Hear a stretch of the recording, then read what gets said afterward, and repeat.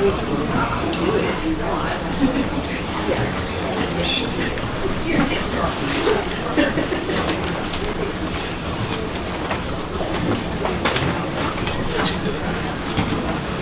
Ken, Ryan's going to Atlanta to the Alabama Center for All around here going to San Diego. for the holiday bowl? Yeah. Okay. I think that'd be much nicer than down.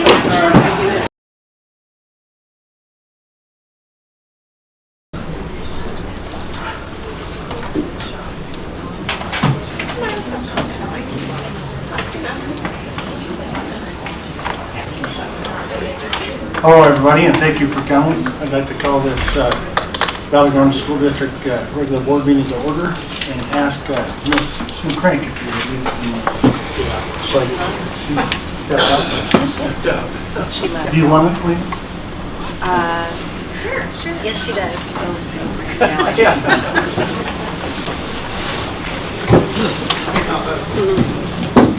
I pledge allegiance to the flag of the United States of America and to the republic for which it stands, one nation, under God, indivisible, with liberty and justice for all.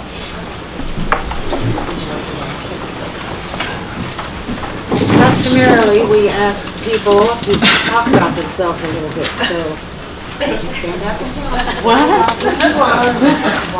Do you do this to new people all the time? Yes. Oh, okay. Hi, I'm Melanie Davis. I'm just a parent, just like some of you, and I have kids in Battleground School District. I'm really excited about it. I have one at River Home Link and one over at Maple Grove. So that's it. Thanks. Thanks, Mel. Yep, you're welcome. So, Ms. Backus, will you roll call first?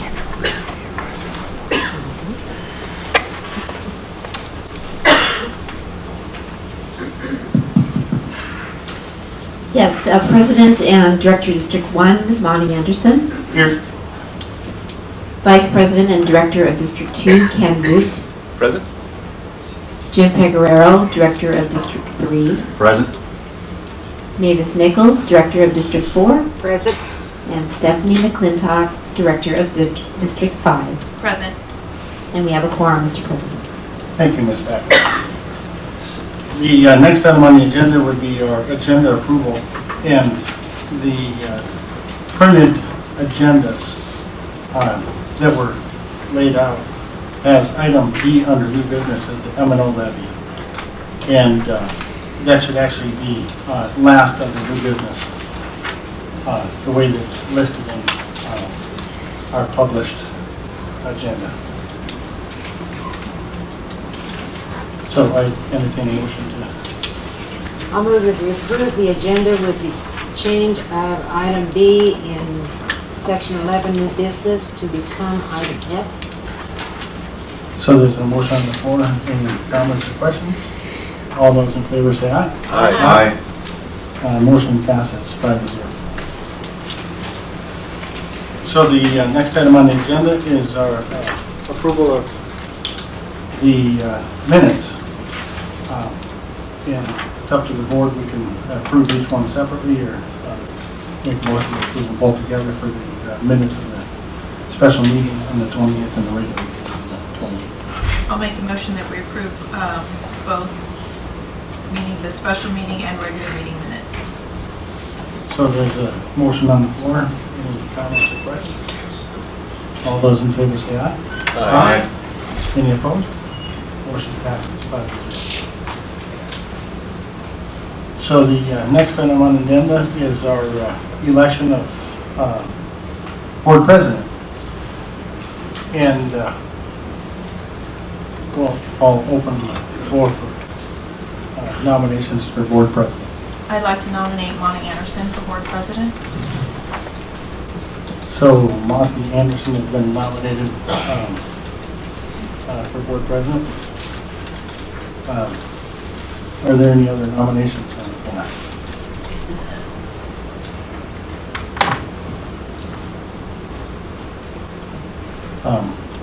One more time, call for nominations for board president.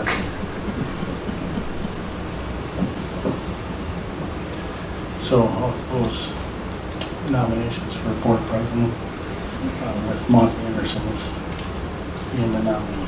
And I'll ask Ms. Backus to take roll call vote. Monty Anderson, how did you vote? Do you want to pass till the end?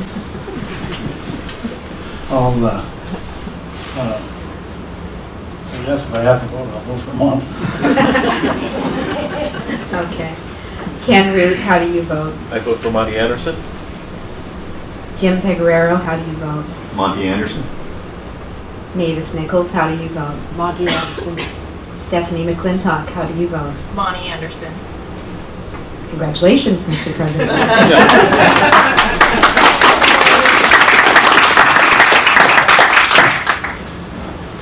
Thank you.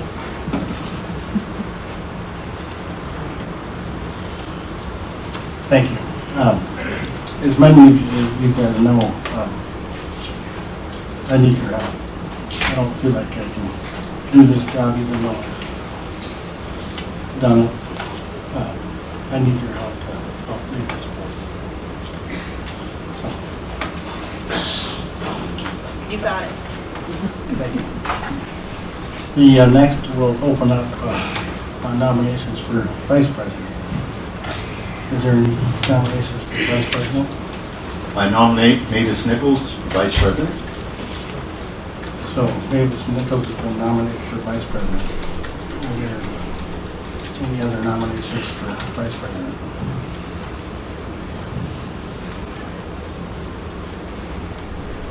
And for the third time, are there any more nominations for vice president?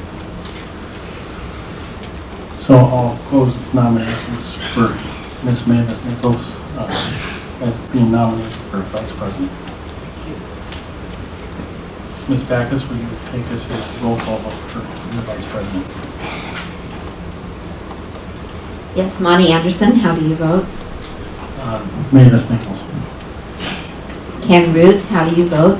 Mavis Nichols. Jim Peguero, how do you vote? Mavis Nichols. Mavis Nichols, how do you vote? Kind of like Monty, I guess I have to vote for Mavis Nichols. And Stephanie McClintock, how do you vote? Mavis Nichols. Congratulations, Mavis Nichols, you're a new vice president.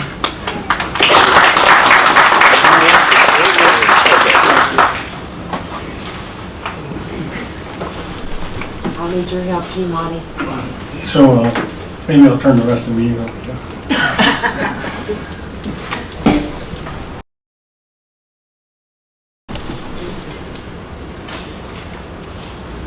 Now that that normal portion of the business is over with, we'll move on to the communications section. And today we're going to have a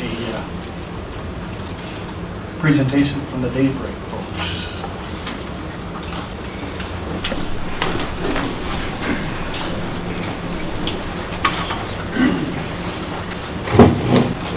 Welcome here.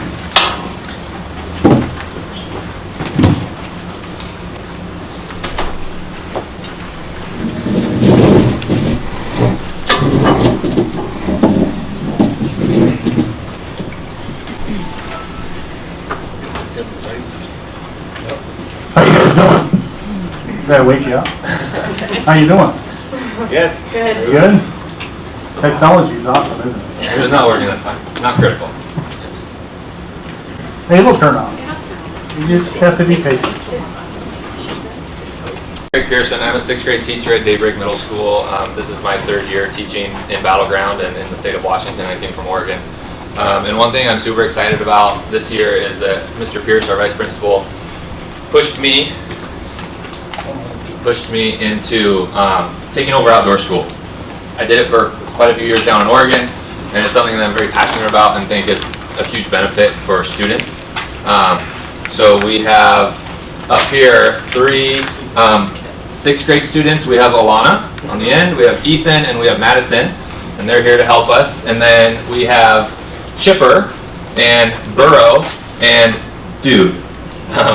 These are some of our high school counselors, and they have those names because that's their outdoor school name, and the whole trainings we go through with them, we call it by those names. So to be quite honest with you, I don't even know their real names. So that's what I call them. But we put together some information just to kind of share our experience this year. It was our first year of doing it. We wanted it to go off as well as possible, and it went fairly well. So we're just going to kind of provide you some information in somewhat of a skit format. And this is just a running loop of pictures and some quotes from students and counselors. If you can't see it, on the Battleground or Daybreak website, we have an outdoor school tab, and there's a file folder full of pictures and video clips that have most of these in them that you're welcome to go kind of look at. So that's fine. Different one, Tim. There you go. That one's good. How's that? That's good. There you go. All right, you guys ready? Yeah. All right. Wow, right. Okay. So in this first piece, I'm a really tall, not so attractive 5th grade student. Okay.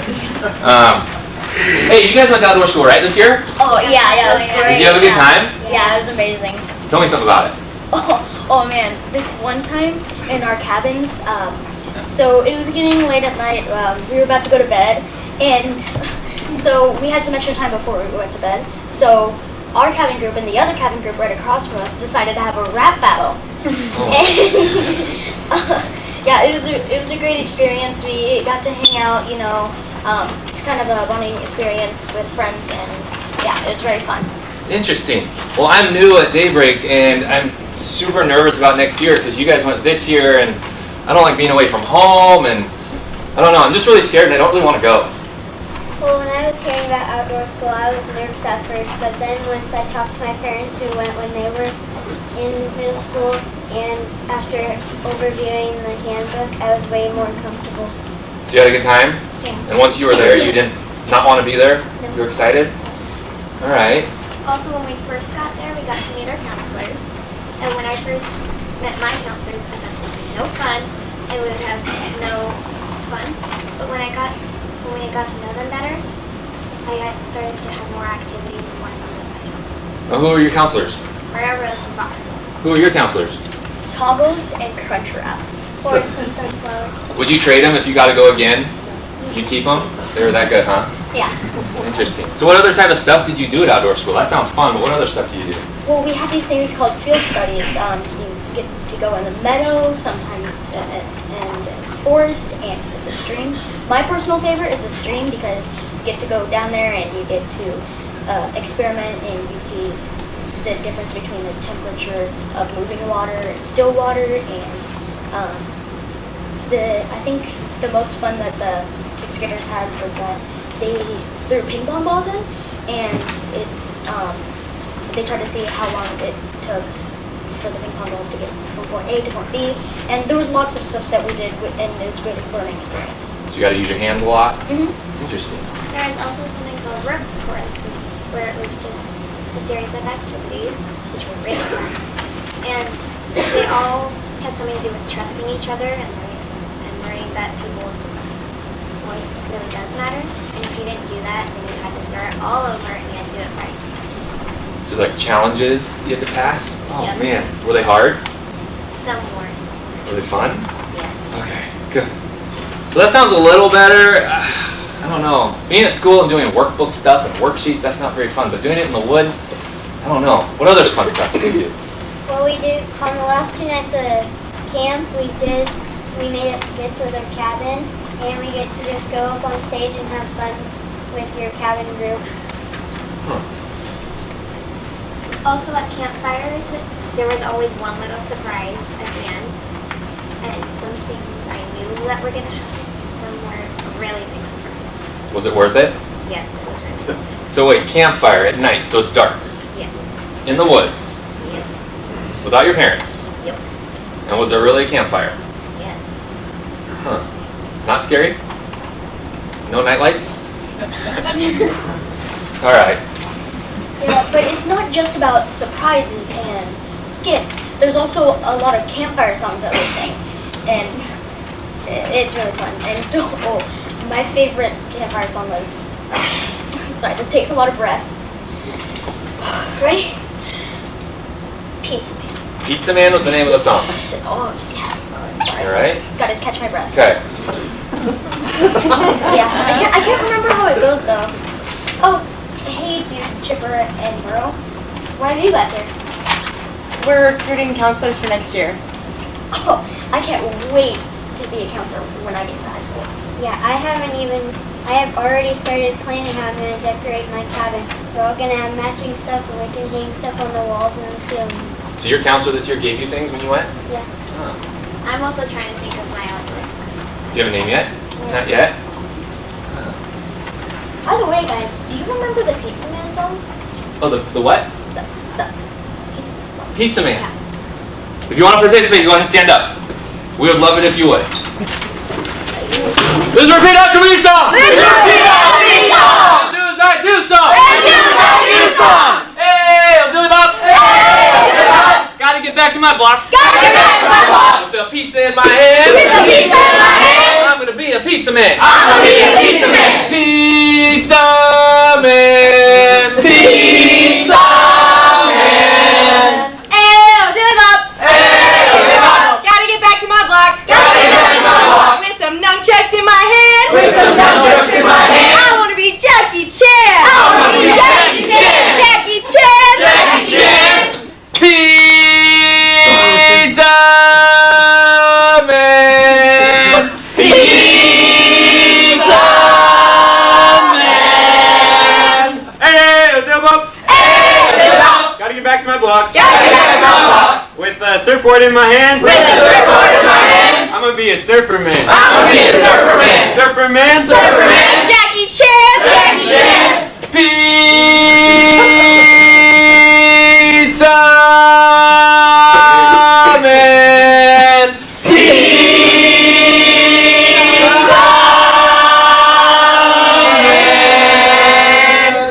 Hey, old dip up. Hey, do it up. Gotta get back to my block. Gotta get back to my block. With a skateboard in my hand. With a skateboard in my hand. I'm gonna be a skater man. I'm gonna be a skater man. Skater man. Skater man. Surfer man. Surfer man. Jackie Chan. Jackie Chan. You ready for this?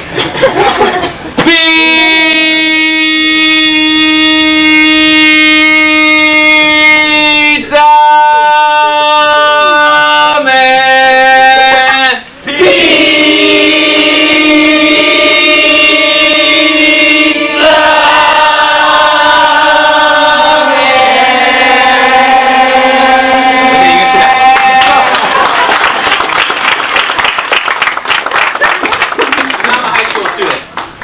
Hey, what are you guys doing in the hall? You guys, I'm a sophomore, again, new at Battleground, and I saw this sign that was an announcement for... Announcements! Announcements!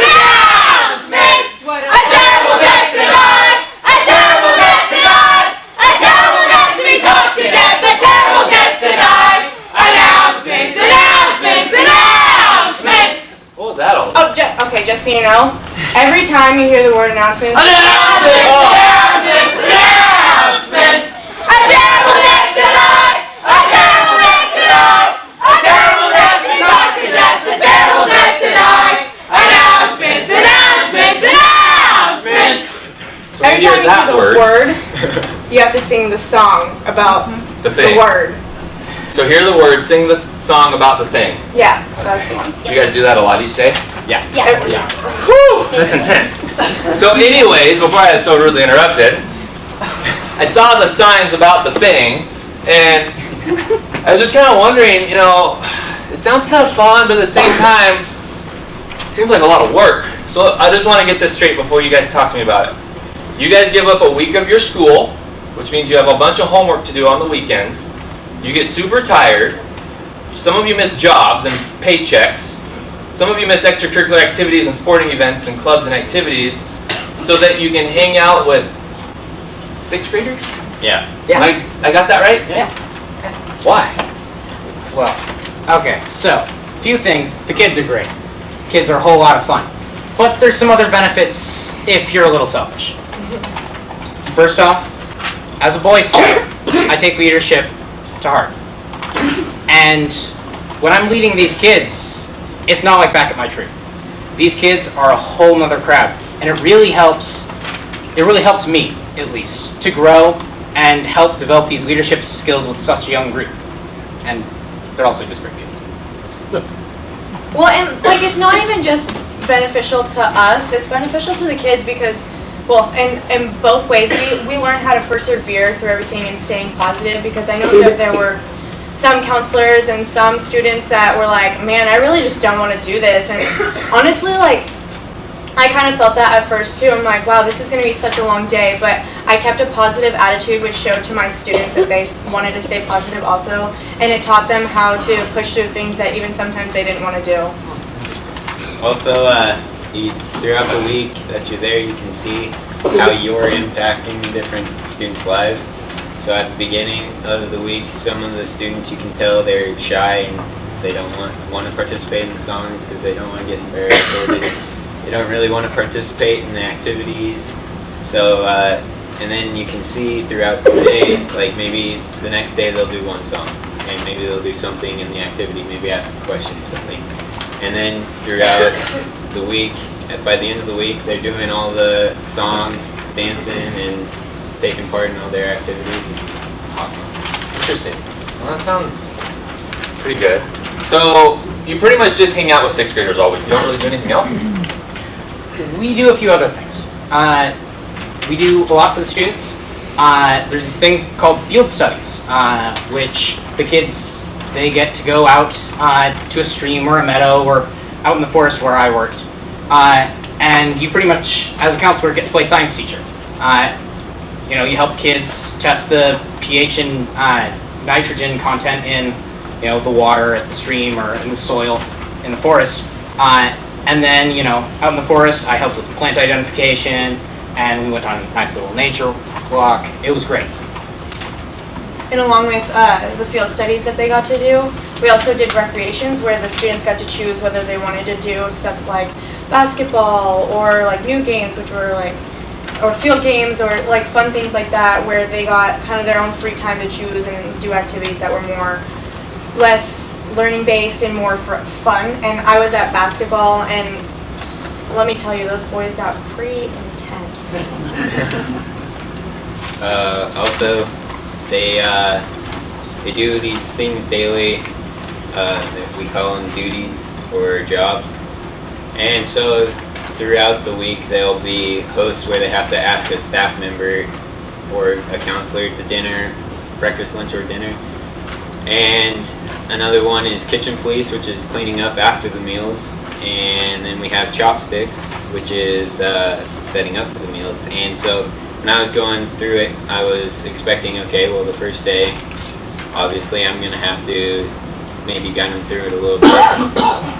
But when I was there, they knew what to do. They actually taught me how to do it. So they were pretty educated beforehand. And sometimes you had to, because they are 6th graders, sometimes they get sidetracked because they're with their friends. So you just kind of have to guide them back, say, hey, this is what we're doing. We did it in like 10 minutes, set up for the whole camp. Interesting. So it was worth it, huh? Oh, yeah. It's completely worth it. Did you ever go in feeling like, I don't know what to do, or this situation, or if this kid does this, I don't know how to handle it, or like, were you scared about it, the experience? So we have these trainings beforehand to get you prepared for what you're going to be doing. They're very thorough. When I showed up, I actually ended up not surprised at anything. All the kids, like, I was prepared for everything. It was great. And for a first year, this was very, very well done. Also, if you do happen to run into one of those situations, it's not like counselors are the highest rank there. They do provide teachers in case something like that happens, where the counselors need guidance. How did you guys learn what to do before you even got there? The handbook and our teachers helping us understand it. So you had some training a little bit? Yeah, kind of like that way. In our homeroom classes, sometimes we would practice things like table manners and different things, and we would go over it just to make sure we knew everything right and we understood it. So if you were a 6th grader next year, would you go again? Oh, definitely, definitely. And if you're a high schooler, are you going to be a counselor? Sure. Are you guys going to be counselors again? Yeah. Yes. Even though I'm a senior, I'm trying to do it again. So now back to Mr. Pearson, or they know me as Radar. That's very relieving that they're coming back. And we have other counselors out here. Raise your hand if you're a counselor. A couple of them came. Hopefully they're coming back also. And then we actually have a volunteer who came, Mark. He was up there, spent the week with us. So it's an awesome opportunity. They just wanted to share a little bit about it. If there's time for questions, that's great. If not, we understand. So that's it.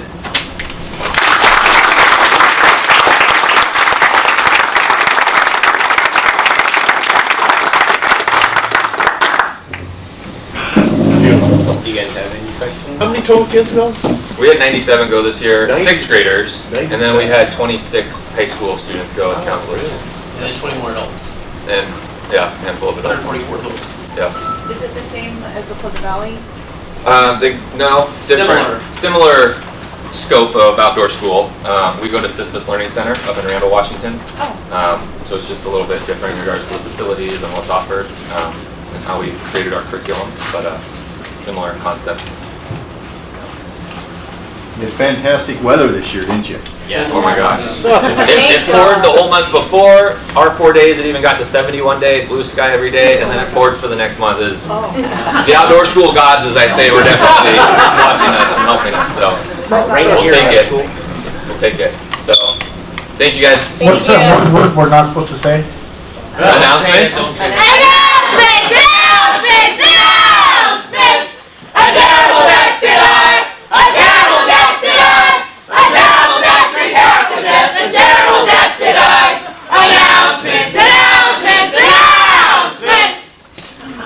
Thank you guys.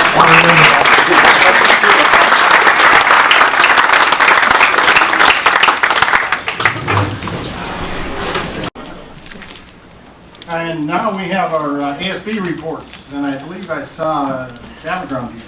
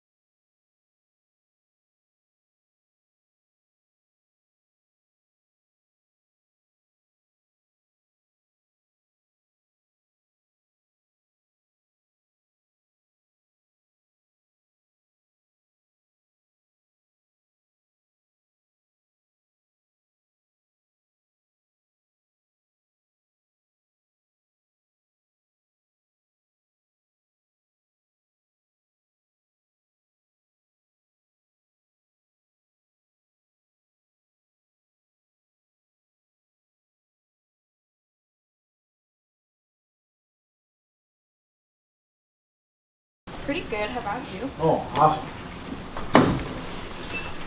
So are you going to sign up?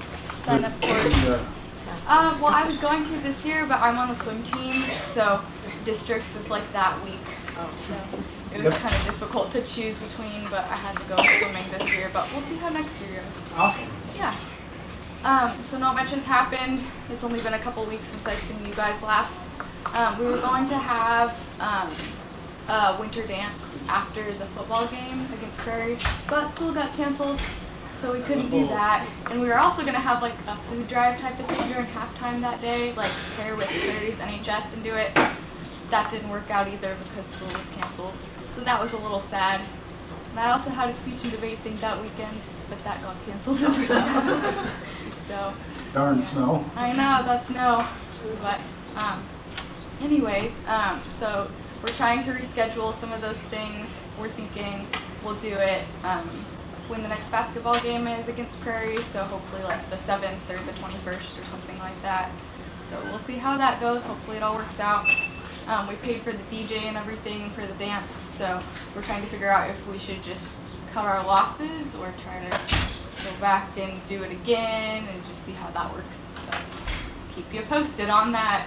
We have Holiday Spirit Week this week, so today was Pajama Day. Tomorrow is Canada Day. I'm not sure why we settled on Canada Day, but I guess that'll be fun. Everybody can wear flannels and stuff.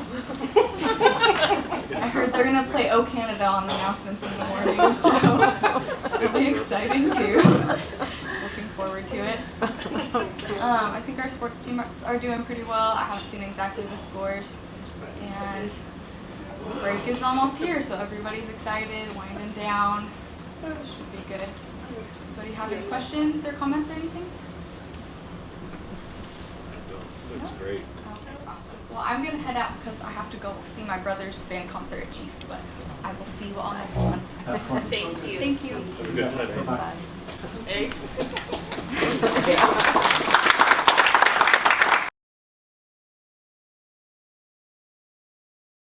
Tonight I wanted to give the board an update of where we are at with online learning. As you know, as we prepare for moving towards a 24 credit diploma for our graduating class of 2021, we want to provide them as many opportunities to be able to either gain credit or recover credit. And online learning seems to be a very good way to do that. And we've had some expanded opportunities for all of our high school students in the district. So I'm going to have them talk. Jill, are you? I'm just go ahead and hand it over. Yeah, go ahead. I'd like to hand it over to Darlene Wilgus, who is leading the online learning team, and then she will introduce the other team. So my partners in this event are Kent Graham, who is my lead teacher, and Don Hunt, who is registrar, problem solver, you name it, extraordinaire. We began this journey actually in the fall of 2014 at River Homelink, and because the board saw the need and the desire to be able to offer this opportunity at our respective high schools, we began that journey in September. And you can see that we are serving both of the high schools. We're getting to know the counseling departments at both schools, working closely with them. These guys are over at the respective high schools on a daily basis, meeting with students, supporting students, serving students, getting to know the population, the needs of those respective programs, and they're actually quite different. So, you know, go figure, two high schools in the same district with very different needs in the way that we are serving them. But our focus is original credit. So the students we're seeing are getting credits for the first time. Kent has a really cool story. We want to come back and give you more information and tell you more stories after the first of the year when we get a full semester underneath our belt. But we wanted you to get a sense and a flavor of what's been happening since you gave us the go-ahead to satellite into the two high schools. I'm going to give you a little update on the difference between the two schools. At Prairie, we tend to work with students that have not been successful in their classrooms quite as much as some of the other ones. And we offered the students the opportunity to take 3 classes in the semester in addition to 3 classes they already have in their school, but we chose to let them do that 1 class at a time. And that lets them concentrate on that class a little bit more fully. Well, at the end of October, we offered the ones that were finishing first a little incentive I would go out and get their favorite fast food meal. So when that happened at the end of October, I brought this in, and the student is eating, and another student comes up and he goes, "Where did you get that?" And he said, "I got it because I finished my class, and you can too." It was really good. So there's building some incentive with them, but it's more importantly, it's getting them through courses where these are students that have not historically been as successful as some of the other ones. In Battleground, just now, a different way that we're serving the students there is we have a lot of students that are coming in midterm from other districts, and how do you come into a school when the class is already running? If there's an English class or a history class, geometry, something like that, where it's already going and you don't know how much they've covered and you're not sure if that all matches. Well, online really fits that bill really well, and so we've taken quite a few students from Battleground in midterm last November, even this week we've had a couple students to kind of catch up and get back into the mainstream as they come from other districts. So that's just a couple stories that we have for how we're meeting needs within the district. Snow doesn't bother us. I had 20 assignments that were waiting on my desk this morning from students that have been working over snow. So short of a power outage, that could throw us off. But our kids work at different times of night than traditional schools. And they've got lots of stories to tell about that. They push submit in hours that you and I are long asleep. So we just wanted to give you a taste for what's been going on and the way that things are served. We would be more than happy to answer questions, but we know you have a huge agenda tonight, and we'd like to be able to come back and give you more results at the end of first semester. Explain to me the difference in the CERT courses and non-CERT. Sure.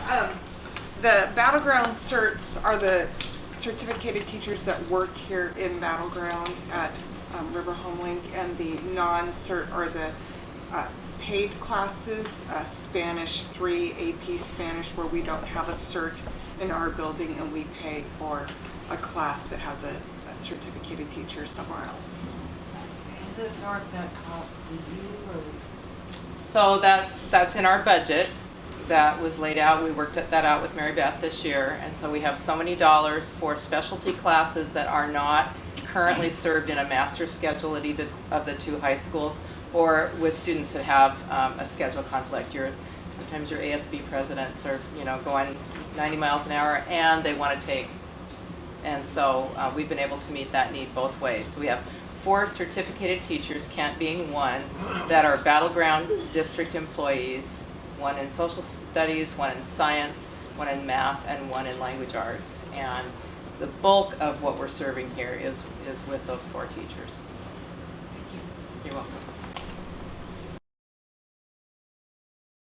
Communications report.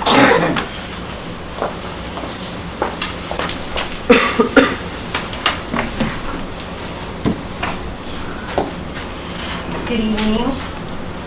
I have just a few things. Most notably, we had some winter weather hit last week, so if you weren't living in a cave, you probably noticed.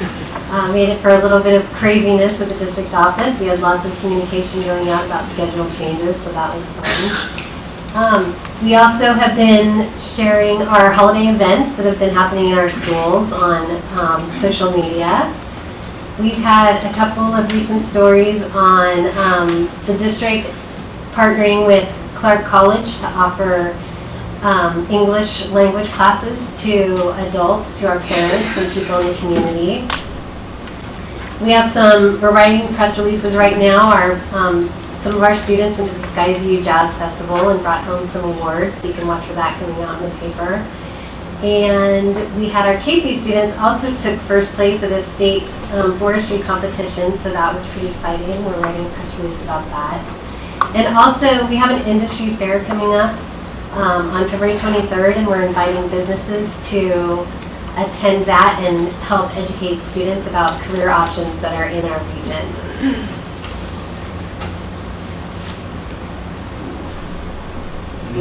Will that be at Battleground High School again? Yes. Yeah, that was a great event. Last year we got lots of positive feedback. Cindy Arnold and the Korean Technical Education Department organizes that event. Thank you.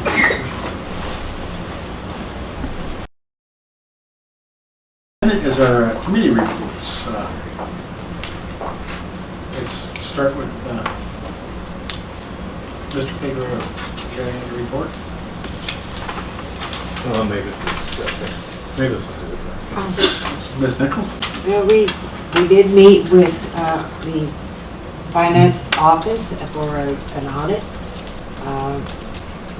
We kind of got cute that we happened to pull out an invoice for a truckload of paper from Costco. That's a full truckload of paper. I think it's just amazing how much paper it takes to run a district. The audit was fine. It was totally clear, and we found nothing out of the way in it. I also met with Mary Beth, Mr. Hardaway, the others at the district office, with the state, Mark Ross was there, the state auditors coming in to do the annual audit. That has begun. They're on site doing the work. So far, no problems, and don't anticipate any. Any questions? Did they say what they were auditing? Going to be looking at some of the CTE enrollment and that sort of thing. Some of the food service stuff. I don't remember what they said besides CTE. CTE enrollment, I think, is a... ALE curriculum. That's good. Mainly to make sure that we're accounting for the students enrolled in the teacher certification, the CTE programs, and that sort of thing. Special ed in that too? No. No, that's later. More complicated one. So then, the only thing that I have to report on is the school tour of Amboy. Miss Lynn and Miss Nichols toured Amboy with me. There was a lot of comments on how well the busing has been going with the separation of the Amboy-Yackle routes. One of the comments that they had said is they would like a covered play area at some point in time. They don't have a spot for the kids to relieve their energy without being out running. And then as we toured, the building looks like it's in great shape. But we had asked the kids when we went into, we didn't make it into the classroom, but the classrooms that we did make it, we asked the kids and the teacher if there was something that they would like to change in the school, what would it be? And maybe Ms. Nichols remembers some of the comments. Well, some of them would like to have the covered play area. Some of them would like later start times and maybe shorter days. Overall, my impression of what was going on in the school was very, very positive. Yeah, they had also talked about the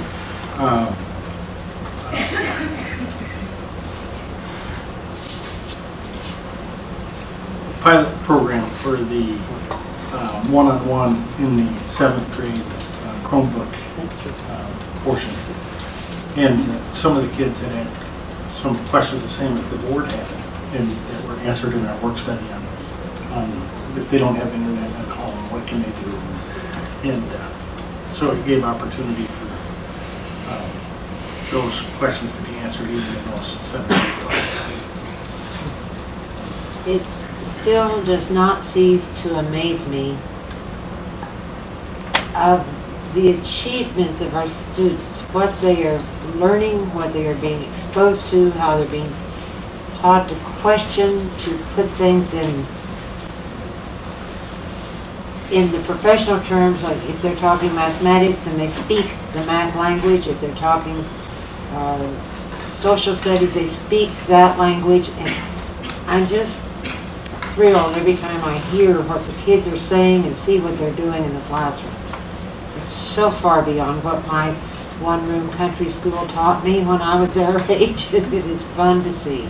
I'm really impressed. So they were happy with Thursday and Friday short days.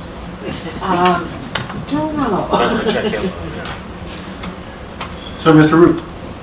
BGEF, I was out of town the last meeting, so I don't know how that actually went. I need to catch up on that, but nothing of major of yet. I know that we're planning the for next year.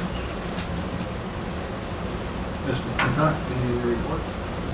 I did attend the, for Ledge Committee, the legislative breakfast update breakfast that was Friday morning at the Hilton with all our state representatives, Senate and House. I also had a long conversation with Paul Harris. He's the ranking member of the Education Committee for this next session. And he assured me that something will be done with McCleary by July. Assured. There is already plans in the works, a couple different options. They just need to work out the bugs. So I said, I know where you live, so I'm coming after you if that's not true. So there's a little piece of hope. Yeah, thanks. We can always use them. Sure. On that same note, the legislative conference Day on the Hill will be coming up in January. We'll need to try to get some people up there. I was extremely proud of Mr. Holloway and Ms. Lynn, the presentation they made at the ASB Legislative Forum. Just telling them, do your job. Ken, you were there. I was there, really proud of both presentations, and especially how supportive Mark was to our teachers and the needs for our teachers and district. I think I wish we taped it because I think a lot of people would love to know how much support they're getting from their superintendent. I can't tell you how many times I have had people who've heard that kind of presentation from Mr. Holloway come up to, and this is other board members, superintendents, assistant superintendents from around the area come up and say, I've never heard anyone tell it like it is, like Mr. Holloway does, and say it so plainly, so succinctly, and so passionately. Just, it feels good.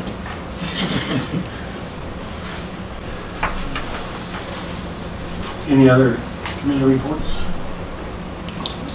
So the next item on the agenda then is our upcoming board events. And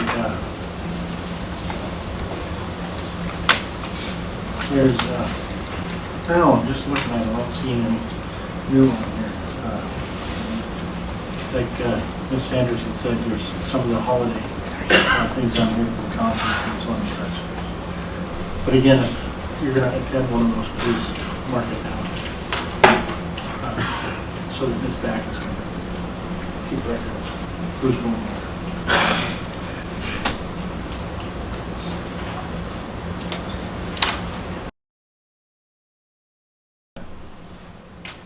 Next item on our agenda is our citizens' comments.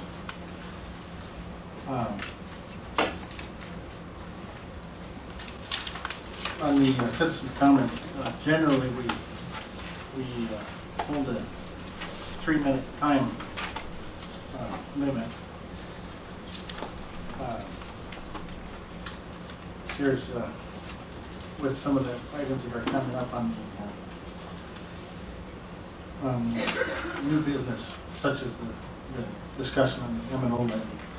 I think if it would be the pleasure of the board, I'd like to allow 6 minutes for somebody to come up and speak. How many signed up? Well, currently there's 3 that are signed up. So citizens that want to speak on the levy? Yeah, 6 citizens minutes? that would want to speak on the levy. Not on 6 anything minutes. else? Correct. Is that all right? I completely agree. Okay. Especially if they signed up. Yeah.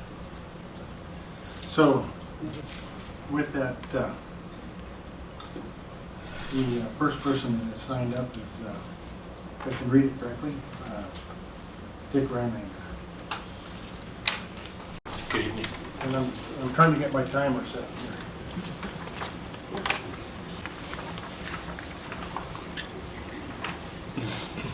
I had to change it from 3 minutes to 6. I will attempt to do less. So good evening. For the record, my name is Dick Rylander and I am a resident of the Battleground School District.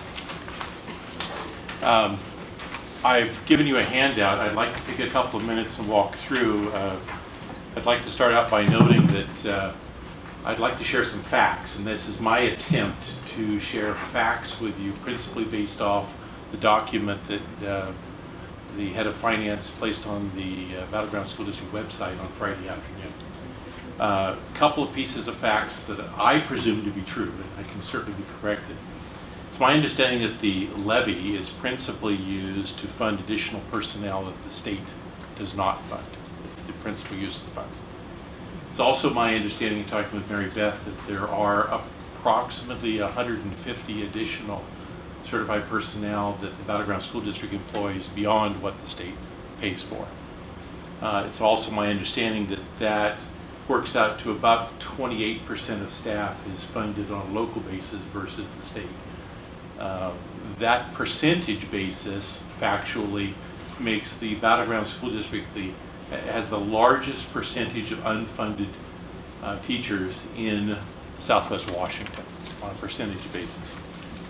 On the document that I handed out for your deliberations as you begin to consider how much to go to the public and ask for on a levy, the first item is some household demographic information on one side of your paper. I pulled this together because I think it's critical that if you aren't already aware, you be aware of some of these facts.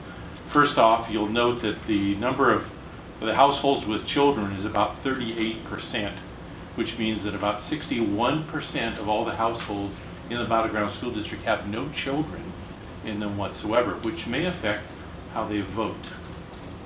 If you move down the page, you'll note that the percent increase and decrease in income since 2010, if I interpret that information correctly, about 96% of people have had no net gain in their income within this district. The average household total expenditures, you'll note it's slightly over $58,000. If you look up higher at the median income, you'll note that people are spending apparently pretty much what they take in. If you actually then look at the demographics, you'll notice that a fairly large percentage of people in the area are older. There's a fairly large percentage of people that are on Social Security and other limited income, which may impact how they perceive the levy request. This is personal comment. I don't believe anybody questions the need for a levy. Probably the question that occurs is how much. And of course, that's your job to deal with. On the other side of your page, this is the document that Mary Beth, with my annotations, posted on the website.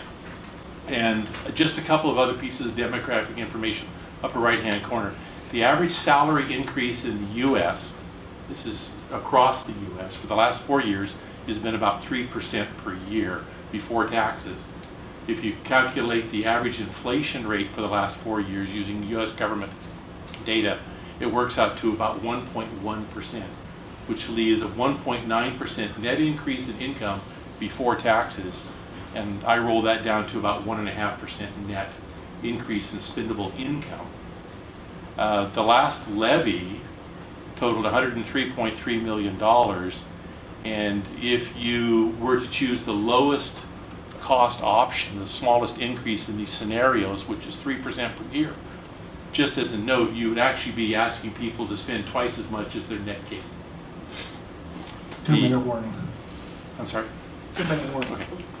Okay. If you look at the inflation rate, that data was listed there. So when you walk down and look at the numbers, when I did the math, I know you're going to try to focus on the millage rate, but I think people will actually look at the amount of money that you're asking for per year and in the total 4 years. And if you do the math over on the right-hand side, according to the data that I see there presented in those options, in the highest situation, you're going to ask for $43.5 million more in this levy than you did in the last, which works out to a 42.1% increase. And in the smallest choice, you're going to ask for $26.7 million more, which is about 25.87% increase over the previous. So given those numbers, if members of the public look at their disposable income, if they're on Social Security, they've had no increase. If you look at your wage earners, I just suggest that you be aware of the challenges of the amount of money, even at your lowest scenario option, that you're going to ask potentially the public to fund, and that may help you understand how they may respond. So again, I don't think the issue is the money needed. I think one of the key things to remember, of course, is that when you have 28% more personnel than are funded by the state, even if they may be needed, the question is what value do they bring? And it's my understanding that it's difficult to find hard factual evidence that shows that there's specific value. So I hope you'll find that information to be useful as you work on making your decision this evening. Thank you. Thank you. Georgie O'Donnell. Georgie O'Donnell. And is this also about the levy? Yes, Okay, perfect. How you doing? I'm doing well. Good, Thank thank you.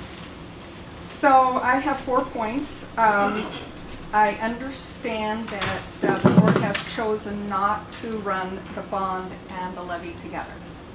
Yes? No? All right, great. Okay, that's extremely disappointing. People will choose one or the other. That's been proven. We've done that before. I would strongly suggest that you opt for the maximum amount of the levy. My next point is I understand that the state legislatures are trying to, or are thinking of taking out the law or the portion of the law for education that funds basic education. That was in the newspaper. Now, if that does happen, that then comes down to district level to fund basic education. I truly do not think Battleground District is prepared to do that. Last month, I suggested that each one of you hold town hall meetings in your voted district, wherever you were voted from, and what's the update on that? Any plans for that? I think it's really important that you connect with the public on that level. That's just my opinion. My last point is, what is the update on the sewer hookup for Glenwood Lauren? Thank you. So I can address, you had 2 comments, or 2 questions. One was the town hall meetings. And I'm sure that every board member would work with Citizens for Better Schools to schedule town hall meetings in their areas.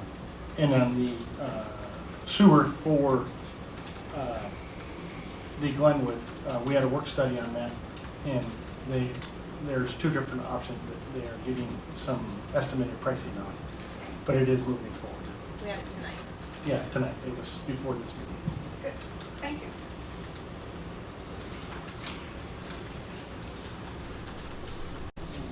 Sorry, my mic turned off. The next person to sign up was Shelley Williams. Hello. Hello. And is this also about? No, it is not. It's not related to that. Okay. My name is Shelley Williams, and I think it's kind of fortuitous that we just saw the Daybreak students here. I was really glad to see them because they're all the children that pass through my neighborhood. And I would like to speak on their behalf tonight to your group. As I said, I'm Shelley Williams, and I'm a homeowner representing the Wingate Crossing neighborhood just south of Daybreak Schools. And I would like to respectfully ask this body to help us come up with still more conversation and solutions to making sure that the commute of those students walking through our neighborhood is safe. Our neighborhood wrote a letter addressed to the school board, the city of Battleground, and to both principals of the schools, expressing our concerns and some possible solutions. About 26 homeowners signed this letter, and we have received a copy response from City Manager Jeff Swanson, and those are copies coming around to you if you care to have those. The letter described the scenario that we are all currently living with, and that is that every day between 8 a.m. and 2 to 4 p.m. in the afternoon on a school day, our 2 streets, 17th Avenue and 21st Place, have become the new drop-off and pickup zone for the Daybreak School. And this has made things a little bit complicated, and I'm particularly concerned about what might happen to the students. So the students traveling now through our streets with crossing guards are trying to walk through the streets, while at the same time, we have between 10 and 40 cars parked on both sides of the street, some facing the wrong direction, some in our driveways, some blocking our driveways, and then a multitude of cars streaming both directions, trying to find a place to park or just stopping dead in the middle of the street, either to drop off their students or pick students up. And so this has turned into sort of a crazy situation that we, the neighbors, are feeling very insecure about, because we do not want to be one of those folk that back out of our driveway and crash into a child. And so this is about safety for us, and so we would just love to begin a conversation with how we might look at the situation and figure out a better way or a safer way for the students who are trying to walk to school to get past the transportation of the moving cars. And I believe that's actually the biggest problem, is the moving car set. And none of this was going on before our neighborhood got built, because everyone came down 20th and came through the front door. But now that our streets are in place and our sidewalks are in place, they've all learned that that's a shortcut, and they go through the safety back entrance of the school now instead. And so we are just coming to you to ask for your support in starting a dialogue and see if we can come up with some better safety. Thank you. Appreciate that. Do you have any questions? Not yet. Okay.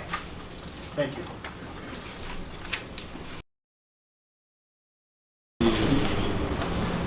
That's the last one that we have signed up. So we'll move on to the next item on our agenda, which would be our consent agenda. And on our consent agenda, we have the the approval of business operations, the contract ratifications, the personnel reports, and the financial reports. Approve the consent agenda. So Ms. McClintock has made a motion to approve the consent agenda. Any comments or questions? Hearing.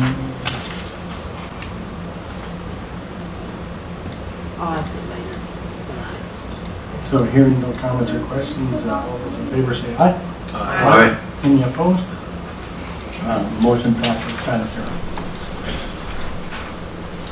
The next item on the agenda is our new business, and we have our managed print services contract.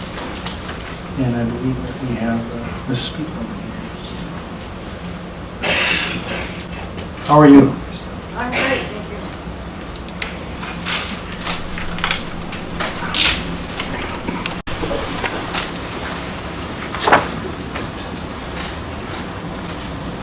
Well, the district, currently we have about 200. Okay. Can you hear me? Yep. The district currently has about 248 printers, and our current print management services contract expired August 31st. The company that does it right now is Pacific Office Automation, and they have been gracious enough to extend the terms of the previous agreement to cover our printer maintenance until a new agreement can be signed. I went and reviewed state contracts that are part of a purchasing cooperative. That way we don't have to go out to bid. They've already been competitively bid. And I compared the 4 companies that were awarded, and Pacific Office Automation has the most favorable terms for our district to create a new contract. They do not have initial startup costs, and they do not have a monthly monitoring fee or software fee. They only charge a click rate, which is the charge per copy printed to maintain our printers. Maintenance covers all supplies and repairs and maintenance as necessary. We do not need to buy the printers. They place new printers to replace our aging fleet, and we get to use those printers free of charge throughout the entire agreement. So that saves district resources. We won't have to purchase printers. Currently, we pay between $400 and $600 to replace each printer. They'll also help recycle our old printers, and we can keep those that we, still work, and keep those in surplus. to use if needed to. They'll cover our maintenance for the existing fleet and the new printers. And they will do this at a graduated rate of replacement, so we're not one big project replacing all the printers at once. They'll do it over a period of time so we don't overwhelm our technology staff. So I asked the board if they would please approve contract WADES 0025 with Pacific Office Automation. Do you have any questions?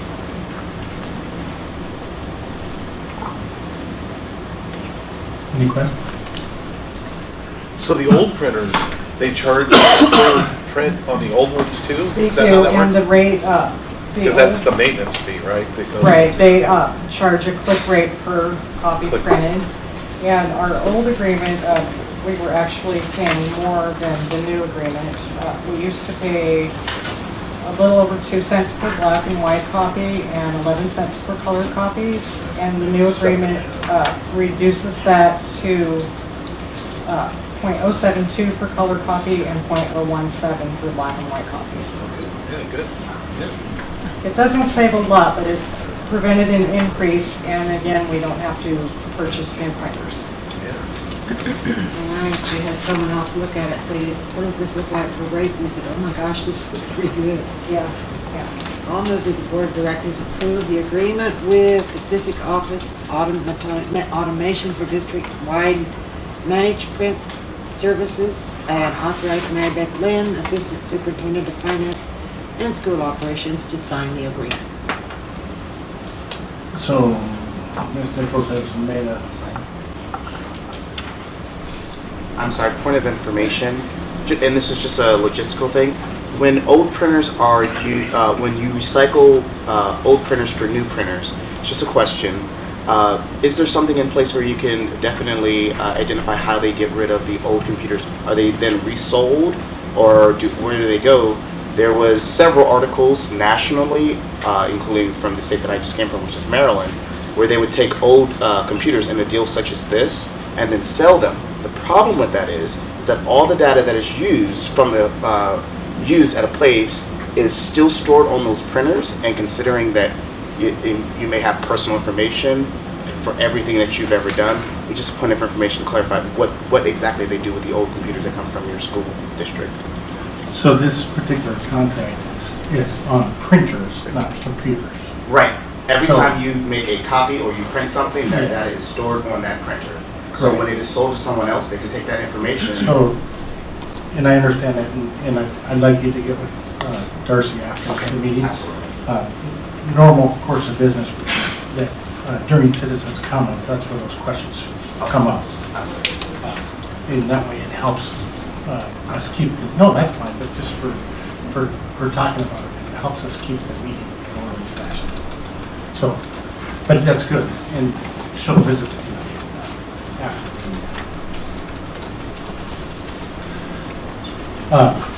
So if I remember where we were, there was a motion on the floor made by Ms. Nichols to approve the agreement with Pacific Office Automations for district-wide managed print services and authorize Ms. Lynn, Assistant Superintendent of Finance and Operations, to sign the contract. Is that correct? Any other questions from the board? Hearing none, all those in favor say aye. Aye. Any opposed? Motion passes 5-0. Thank you. I've been admiring your son there. He's awesome. Thank you. Lots of practice.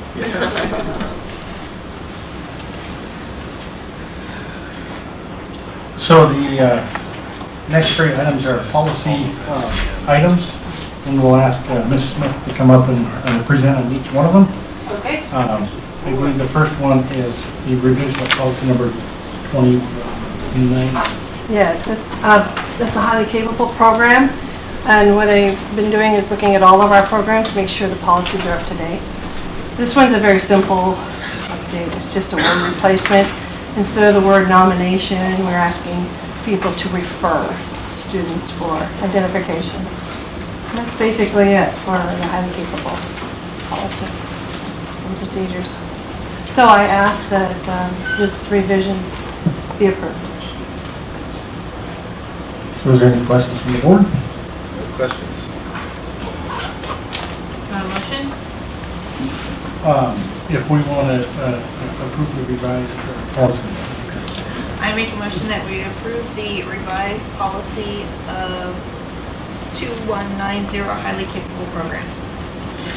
So Ms. McClintock has made a motion. Any further questions or comments? Hearing none, all those in favor say aye. Aye. Any opposed?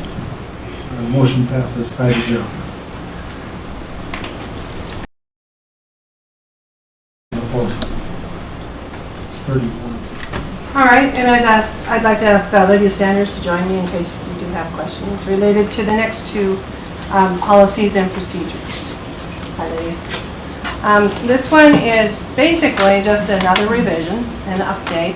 We haven't revised this policy since 2006, and there are some key changes to this homeless enrollment and rights and services of students identified as homeless. So you'll see in the revision that it's been updated that the district will take reasonable steps, and we definitely do. We did a great job with making sure confidentiality is front and center when we work with our students.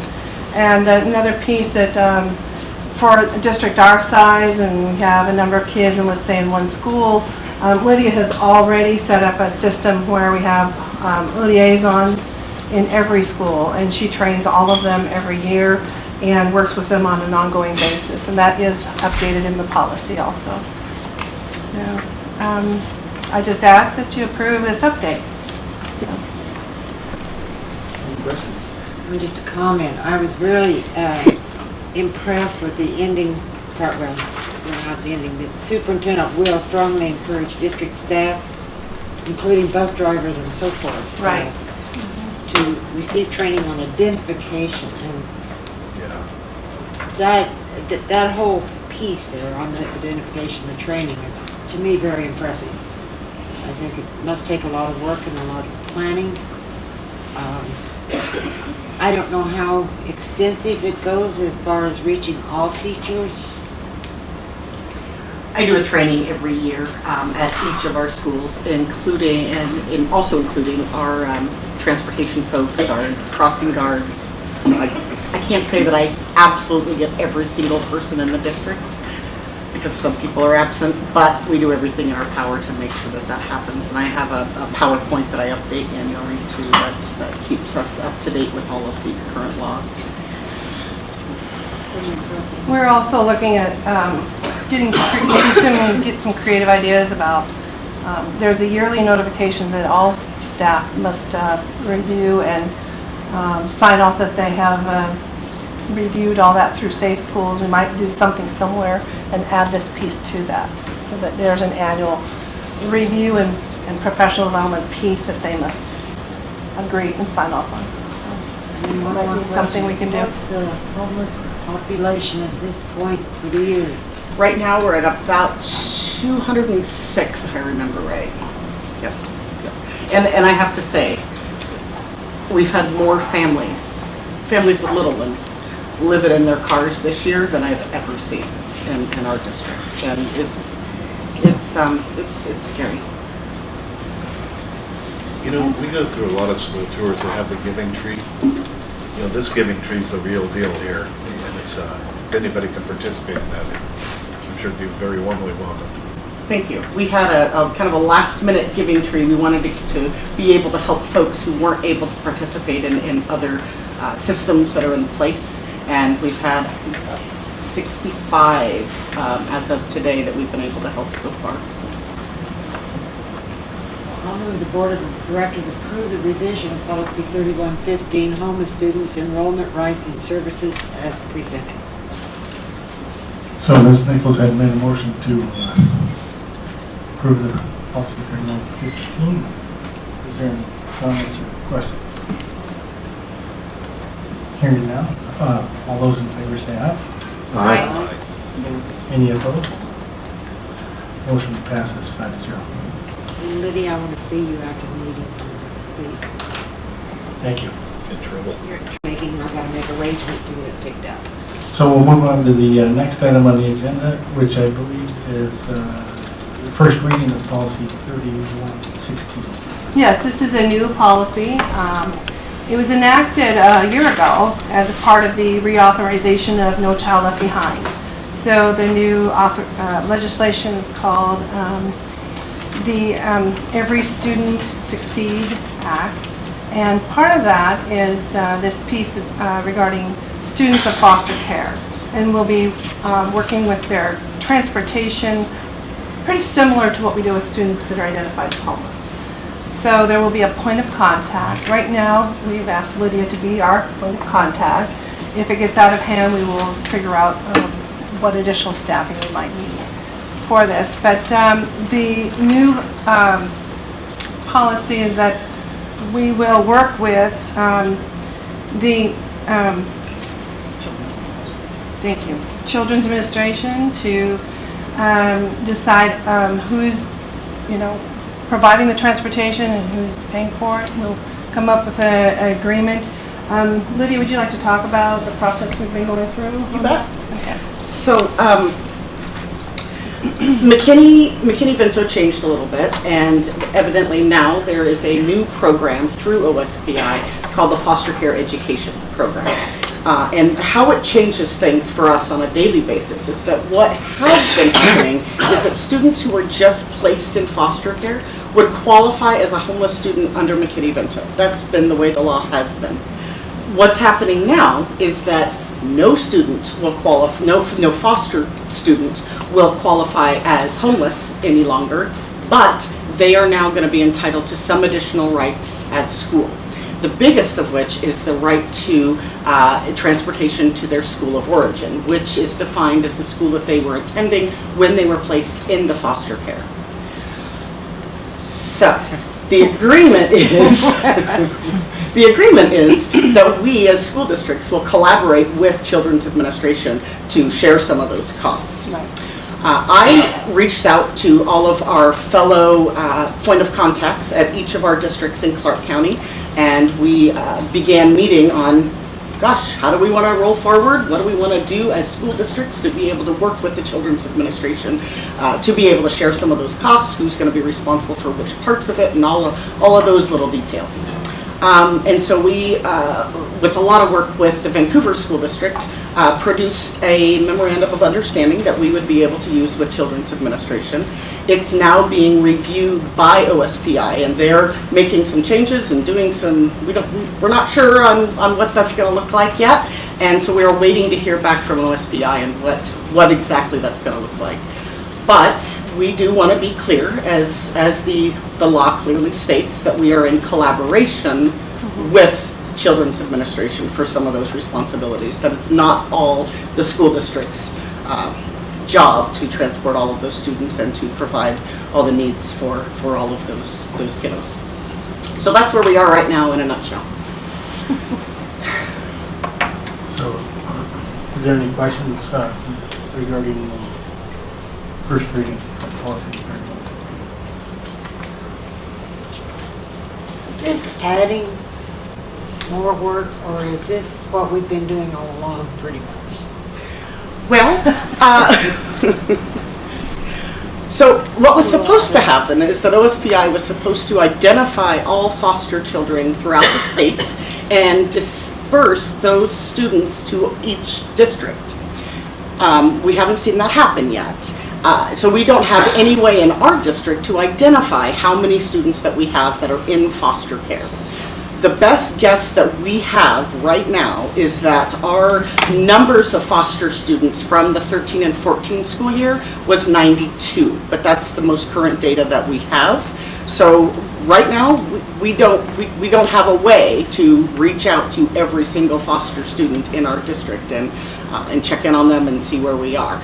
As soon as we get that information from OSPI, we will happily be able to do that.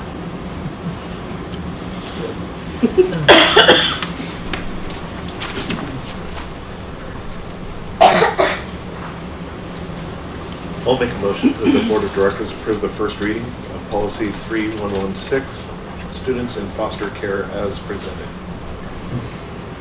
So Mr. Root has made a motion to approve the first reading of policy number 3116. Any further questions or comments?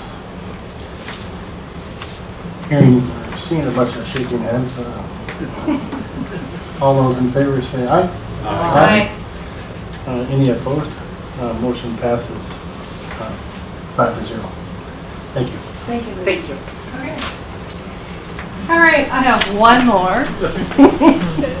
This is also a new policy. I just thought this would be a great opportunity though for me to introduce the people that are behind this No, that's policy. awesome. Thank you. And so I'd like to bring up Kelly Moses, who's our new ESL coordinator.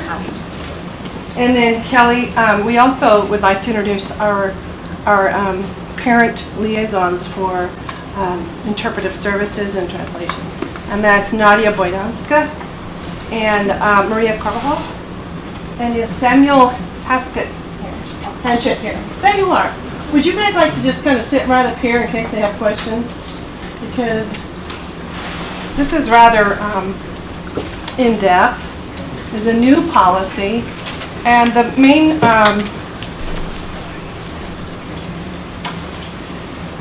thing that this focuses on is making sure interpretation and translation is provided to parents that are limited English proficient.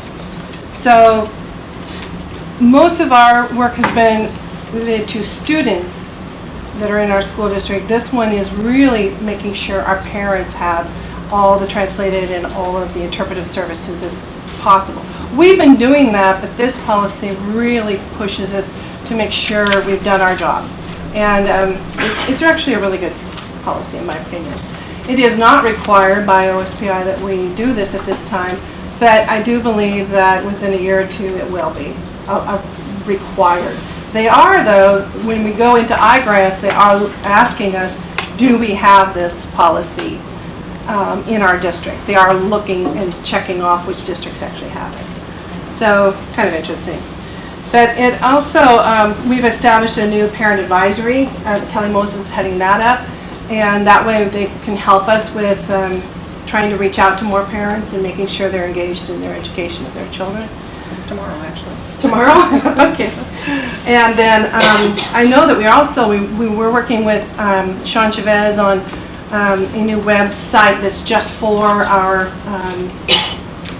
parents that need interpretive or translative services. And so we'll have actually in their language the Russian, Ukrainian link and also the Spanish link. And those are our two largest languages. But Kelly, could you give them just an update real quick? I know you guys are busy tonight, so I'll we'll pass this out first so you can look and see what I'm reading, but I put together a little data sheet about our families and students in the district that speak another language other than English, sometimes multiple languages. So just out of curiosity, what are the languages back, what do you guys speak? Spanish? Russian. Russian. Ukrainian. Right, both Russian? Yeah. Yeah. She has Ukrainian too. Okay, gotcha. I was gonna say, that's pretty broad, yeah. Right, and I speak German, but we have 3 students that use my services, which is a lot. But I think just noteworthy is that we have I could help. I speak bad English. Oh, okay. There we go. All right, so we have 2,000 float students in our district, which is primary home language other than English. Yeah. And sometimes it's multiple languages, like I said. So that is a lot of those are a lot of students and families that speak another language. Of those, almost 800 students have qualified to be in program. And that means they receive our services throughout K through 12. And 255 students, in addition to that, are monitored students. They've just recently exited after year before last. And so we still monitor them and make sure that they continue on with the English proficiency. And of course, our highest count schools, we have Glenwood at 175 students. That's a lot. Pleasant Valley Primary comes in next, and you can see the list there. So that's quite a lot. And then, of course, our top language is Russian. So we have enough support in the district with our parent outreach liaisons, Samuel, and of course Nadia. And then we have another one, Anna Moscala, will be back in January. So we're here to support that very top language in our district, and also Ukrainian. So Nadia speaks both. So, and then Spanish, Maria Carbajal is here to help us with that and read us out to families. It's more than just translating and interpretive services. It's wrapping around the family and making sure they're connected with resources in our district. And we have Vietnamese and Romanian also weighing in. And what I think is just really interesting is looking at our 51 languages that are represented in our district. If you look at that list, it is vast. So it may be just 3 or 4 families per language, but that is quite a list. It was really kind of fun because I signed off on all the parent letters that went out to all the students with all 52 languages. So Carol Wills, our secretary for ESL, was able to print out in those languages. So it's pretty interesting to look at that. Yeah. Some of those languages I've never heard of. Right. And we can still translate into it? Right. Yes, the state provides that translation for us. Where's you? EWE, where's that? That's Awe and that's African. I didn't figure it was you. I pronounce it you. That's like, you know, that's how I see it. But But I didn't figure I had to look it up on Google. I can't say that I just made that up. I did look that up. So, question?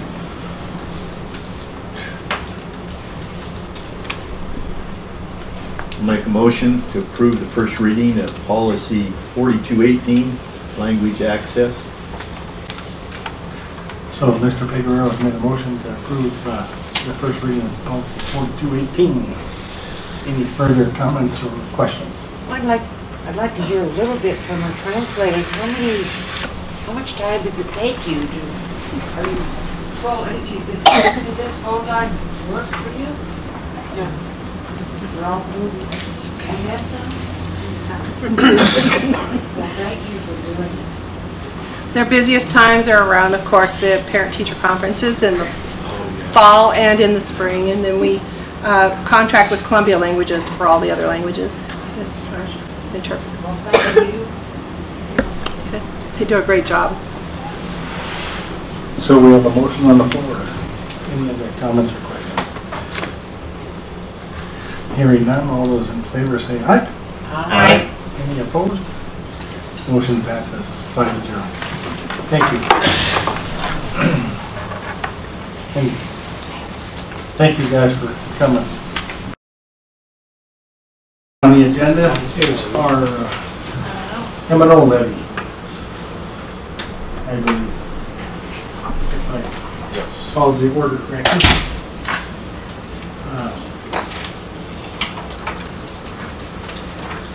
We got, Mary Beth gave us a document, which...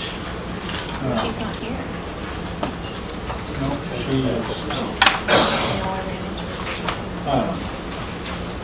which the board had asked her to put together some different scenarios.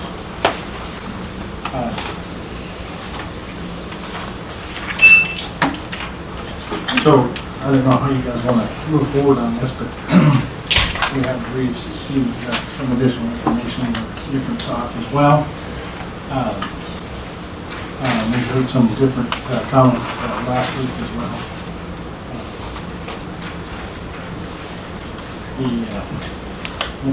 Each one of these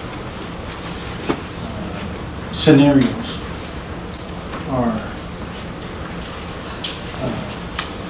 calculated with gross revenues and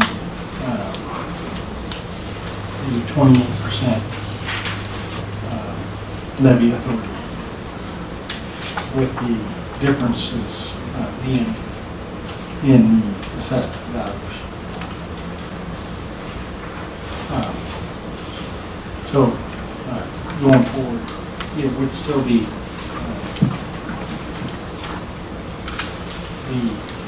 however, whichever we decide to move forward with, it would still be maximizing, as some say, the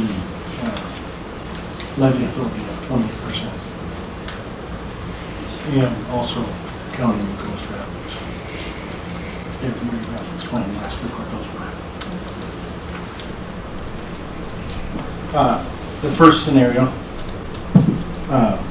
and for those that had the ability to look on board docs online, it was posted there. Scenario one was a 5% assessed growth annually for a 4-year period, holding the millage rate at 366 to do the calculation.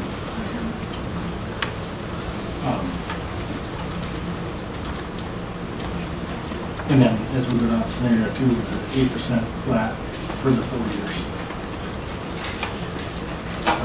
Calculating the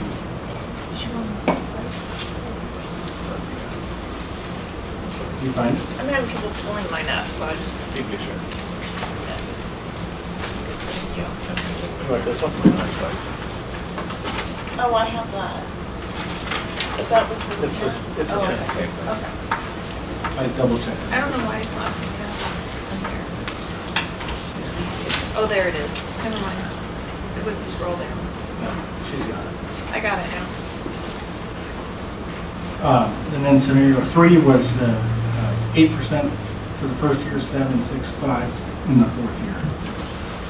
Again, holding it at $3.66 on millage rate. The 4th scenario was a flat 3% growth on the assessed value for all 4 years. Again, holding it flat on the 366 millage rate to make the calculation. And then I did ask Ms. Lynn to throw in the 5th scenario on that we did not talk about. In scenario 5 was a 3% assessed growth rate for the 4 years. And then each year adding a 3% inflation onto the millage rate, which is the 5th scenario, from 366 on the millage rate to 377, $4.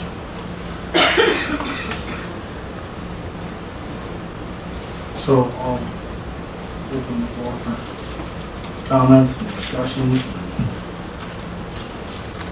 See if the board wants to move with this.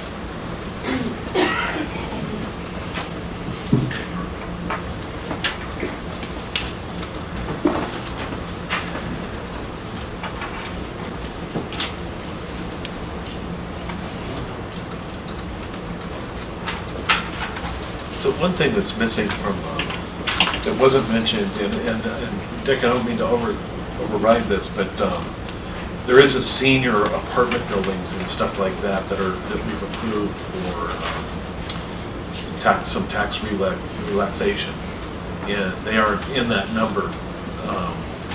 So there are some senior places of residence that are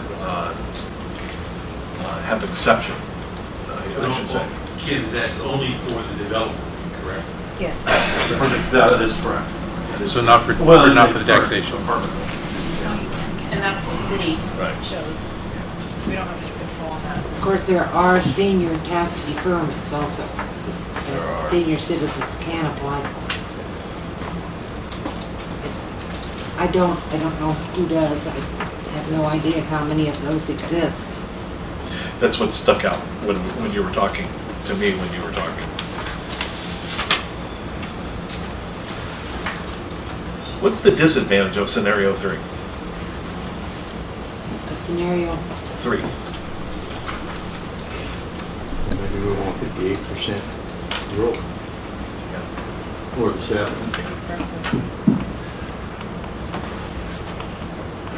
You don't think we're going to have 8% this year? Or next year? It'll be next year. I think we see next year. Yeah. I don't know. What was the growth this year? Well, this was a phenomenal year, and 12, Yeah, that's what it seemed like. 12, It's- 14. We had just gotten it in a week ago, the assessed value growth rate. And it seems like it was 12%, Yeah, which is an abnormal. yeah, very. The last 5 years prior to that were declining assessed values. So if you threw it all in the mix, it looks like it could be equalizing. Right. The growth over that period of time. Well, Dick had asked for projections for the year. What are we basing this on, economic projections? And I think that's why we asked for scenarios for you. Right. Just to take that in mind, that it might not be on a constant dealing with a government changing, the federal government changing significantly in January. It's very hard to predict what's ahead for the country, let alone for Avalon School District. Right. So, that was important to include that declining growth rate.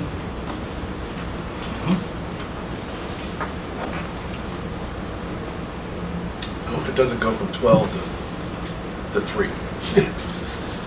You know.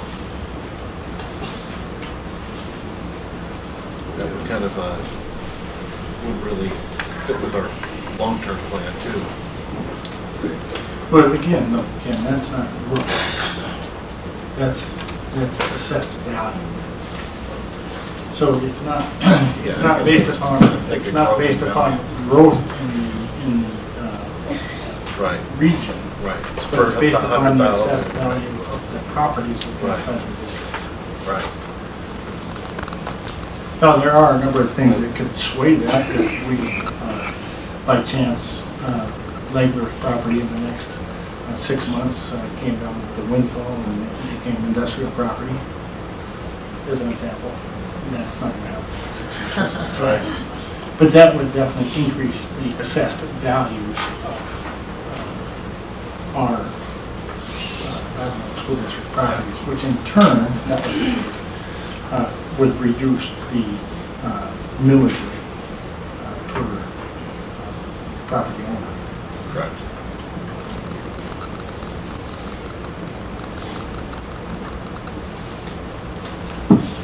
Well, I have a concern asking for any more than a replacement because we couldn't pass a bond and we need to run that bond again. So how many times are we gonna go to the taxpayer and for how much over the next 6 months? And the question then is, what does replacement mean? Does that mean the total dollar amount, or does that mean the millage rate? If we're replacing with the same tax rate, the $3.60, that's a replacement. It may be an increase because of the valuation of properties, but it's an increase in total. If we take replacement to mean replace just the income we have right now, that's a different story.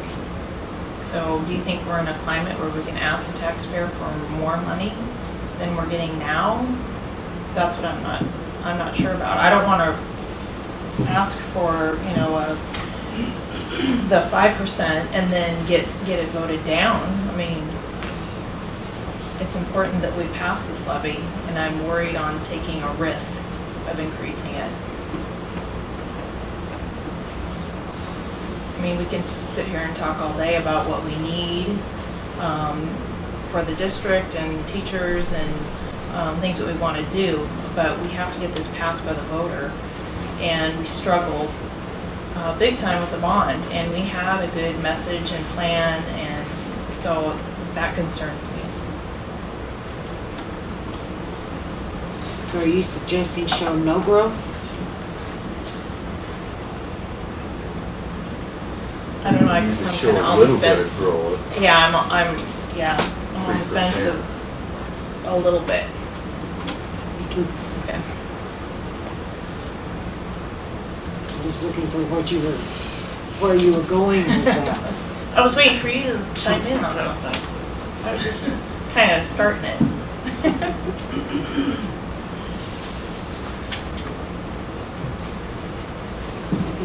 to hear from Jim too. Well, I think we need to keep it, the millage rate where it's at, and try and keep the tax rate down for the taxpayers. And I think we've hit a high, I feel, on our 12%. And I think we need to look ahead that this is probably going to start going down. And I would lean towards scenario 4 on the 3% assessed growth, because it's going to take a while for that to come down. But I think we would be right in line with that for the taxpayers to understand that we're not shooting for the moon. We're going to try and keep it where it's at. And I think we need to be reasonable and I believe that we can live with that amount. It's always nice to have more, but we're not going to have more if they don't pass it. We'll have less.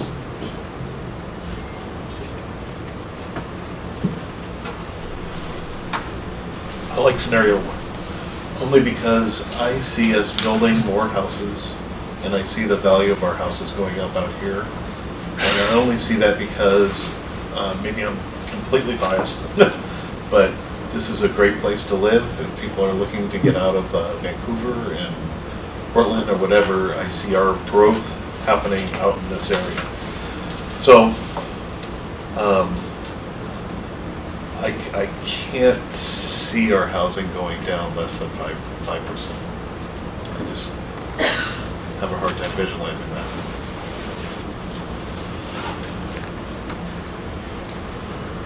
The optimist in me wants 3.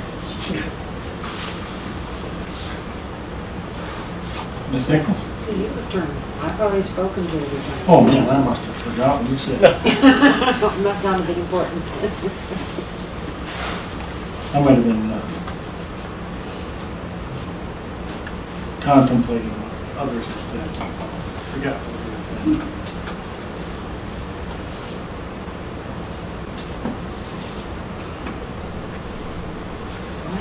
Nope. I'm waiting for you. Well, I'm torn between several of them, but I kind of like the idea of Ken. I believe 1 would work. I also kind of favor 3 in saying we know right now we're at a pretty high place. I sort of like to see that go from 5 down to 3 or something rather than starting at 8. But I'm not going to be surprised to see a slowdown in turn. So I'm sort of favoring 3, but I wish it were starting a little lower. Now you've got to speak up, Mr. Anderson.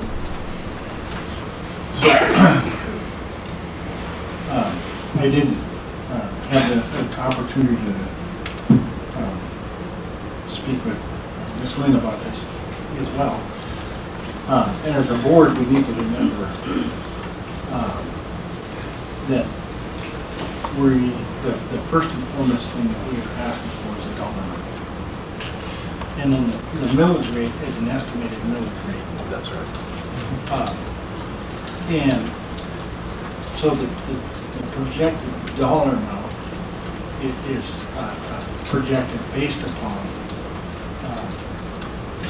what our the 28% and what our needs might be at that time and how that works. And that's why I've asked her to put that scenario 5 on there, because a lot of times you would go with a growth rate, and that's holding a very conservative growth rate at a 3% annual growth rate in our assessed values. So that would show that our assessed values are going to go up, but it would be adding a inflation rate on top, because we all know even starting January the minimum wage is increasing. So just little things like that cause need for more dollars, which is inflation. And there's a couple different ways you can look at the inflation portion. That's a pretty conservative look at where we would go. And like we had talked in the work study last week,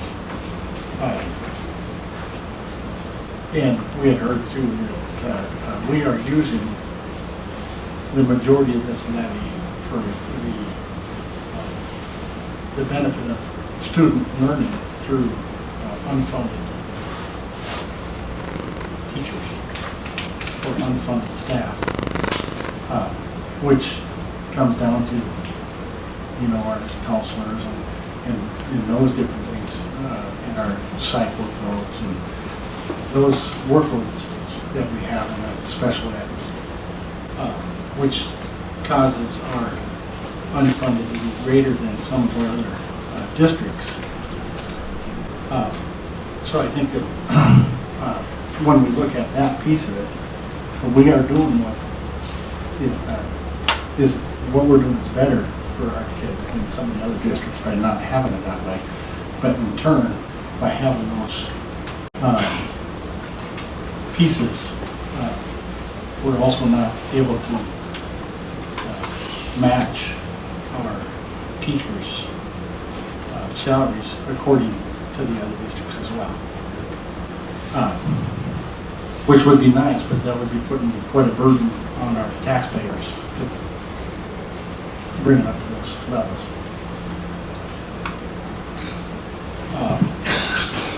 So I think that the more conservative we can go, the better off. Agree. So now we have scenarios 1, 4, and 5 for topics of discussion. So a wise man told me that if you ask for just one level, you can't get more. And we're looking at, there's an increase in everything in our school district. So staying the same level, I don't think makes a whole lot of sense because we know things are going to cost more. So I know the taxpayers are going to be burdened, but you are only talking, maybe 11 cents at the max, second year on a scenario 5, or and it's hard with assessed values. I understand that, but also building more houses. So assessed value can kind of be offset by the amount of houses that are being built. I think we all see the construction around here. Do I have that right? I mean, does that make sense? Clear as a bell. Yeah. But if you don't, if we just ask for the minimum, we can't ask for any more. And that's what the big conundrum is for me. So there's very little difference in the long run in income from scenario 1 and scenario 5, right? Correct. So we're looking for the dollar amount, not the rate of the assessment rate, but the dollar amount here. I should have phrased that a little bit different. Yeah, you're right. That's where I was kind of going with it. So if you look at 2's out, right? 3's out. Is that where we agreed to? Mm-hmm. Then you're looking at 1, which is a higher dollar amount.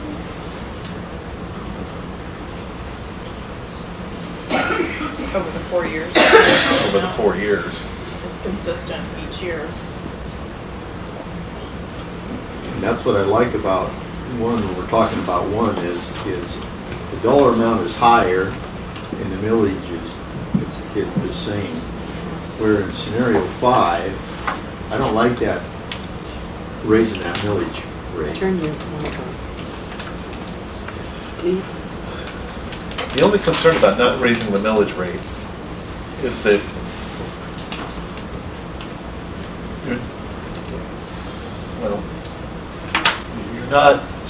you're keeping flat if there's the same millage rate, right?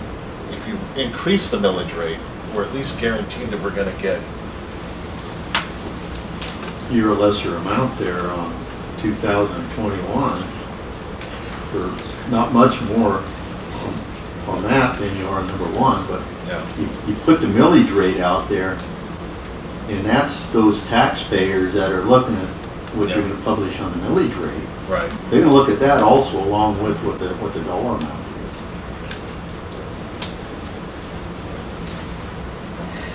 I see what you're saying.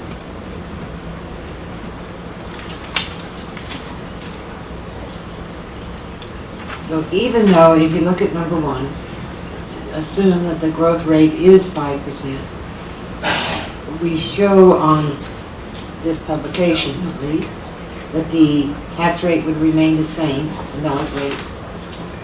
In reality, it could go down over that period of time if inflation were to occur also. Right. But we still collect the same dollars. Because the dollar amount is what we say, not the millage rate.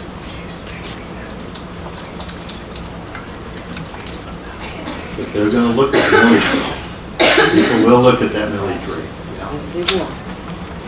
And if you look at those figures, I would, say that number one is kind of in the middle of the pack, dollar-wise. I'm kind of with you, and I'm kind of in agreement with.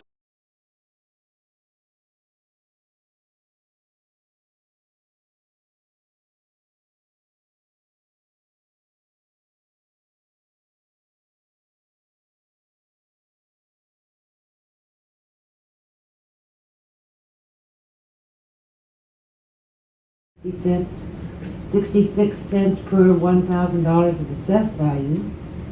In 2019, for collection in 2020, of $34,930,000. The estimated dollar rate of tax levy required to produce such an amount being $3.66 per $1,000 of assessed value, and in 2020 for collection in 2021 of $36,670,000. The estimated dollar rate of tax. Let's say the state would have come through with just big gold pots of pots of gold over here, and we didn't have to have it. The only thing we have to be careful about, to me, in my opinion, is that we don't budget to such a tight limit that if we're not able to collect that money for some reason, if that millage rate were to go up sky high, then we might need to cut back our budget. I think we have to be very careful about how we budget our money. Let's hold off for a second on that thought process. I don't like to interrupt you, but the millage rate has no effect on the dollar amount that we collect. Right. So it's based on the dollar amount and that total dollar value that we collect, and we can't collect any more than that regardless of what the millage rate does. Yes, sir. I would encourage you as a board not to talk about rolling back money if the state comes forward with money. At some point in the past, that kind of talk came back to haunt you. That's true. I would not encourage that kind of conversation.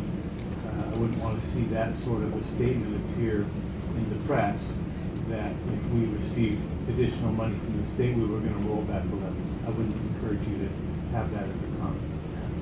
I appreciate that. That's not exactly what I was intending to say by that. I was just trying to make comparisons with the rates of collection, not with Yeah, I just don't, I agree with what you're saying, and I thank you for making it clear that I was saying something I wasn't intending to say. Well, I'm going to make a motion. Don't know if it's time or not. It can always be voted down. I'm going to move that we go for scenario 1.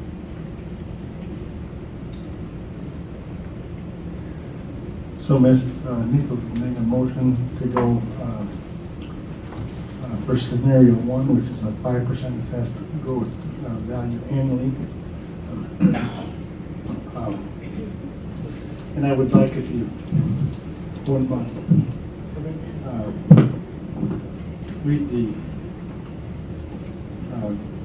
resolution of where in it, and I'll just read the first portion of the resolution, not the whole section 1, section 2, blah, blah, blah, of where the dollar amounts would fall into the said resolution.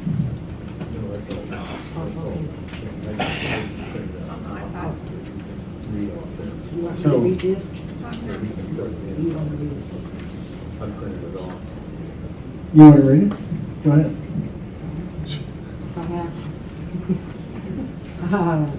Replacement of expiring educational programs, maintenance and operation levy resolution number P16. Resolution of the Board of Directors of Battleground School District number 119, Clark County, Washington, provided for the submission to the voters of the district at a special election to be held therein on February 14, 2017, of a proposition authorizing a tax levy to be made annually for 4 years, commencing in 2017 for collection in 2018 on all of the taxable property within the district, $31,680,000.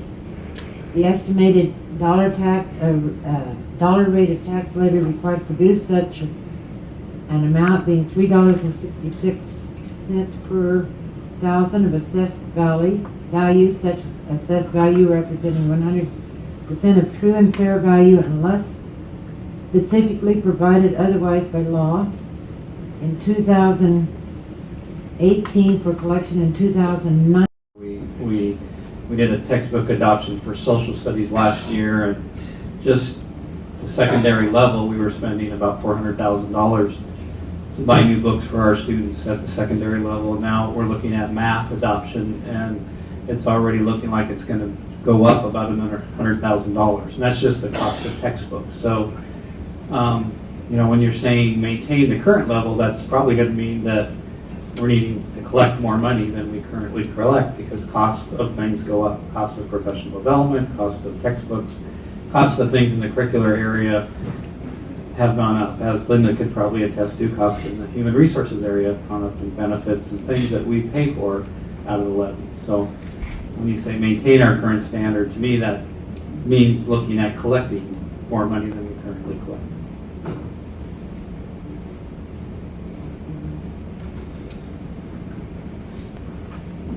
Sorry, I put my mic off to save my battery. Ms. Allen? Thank you. Well, I wish we had a crystal ball, but we don't. I got that app on my phone. Yeah, you do? That would be handy. And I guess, I wear a hat as a property owner in this district, but also as part of the HR team here, we do want to remain competitive as possible and live within our means because we are, we're sandwiched between districts that have fewer tri-days and another that has a lot more. And, we really do want to recruit and maintain the best possible force. But I think we have to be thoughtful of our taxpayers and what we're asking them to do. So, but I do want to keep that in mind, along with a lot of other things.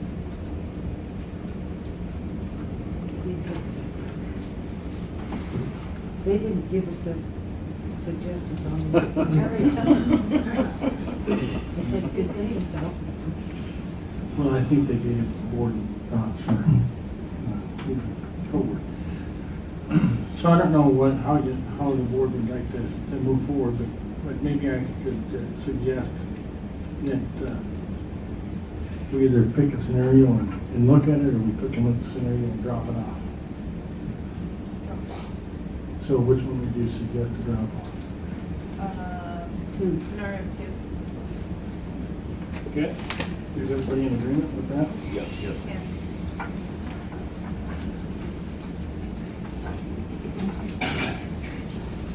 And while you guys are thinking about the next one, I'll take a quick break.